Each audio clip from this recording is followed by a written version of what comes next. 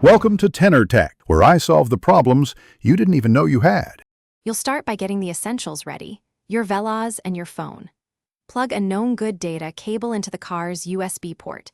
This is required for a stable connection.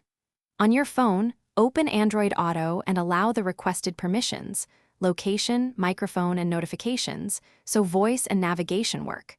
Once done, make sure the car is in accessory or on mode so the head unit can detect the phone. These steps remove common connection failures before moving forward. With permissions granted, plug the phone in and tap Android Auto on the Veloz display. You'll see a pairing prompt, accepted on both devices. Next, set Android Auto as the default for media and navigation so apps always open there when connected. Make sure audio routing sends sound to the car and test steering wheel controls for play/pause and voice. If Google Assistant doesn't respond, toggle Assistant access in the phone settings. This often fixes voice command problems. Finish by testing core functions. Start navigation, make a call, and stream music to verify everything works together. If you hit a snag, reboot your phone and the car's head unit first. Most transient issues clear that way.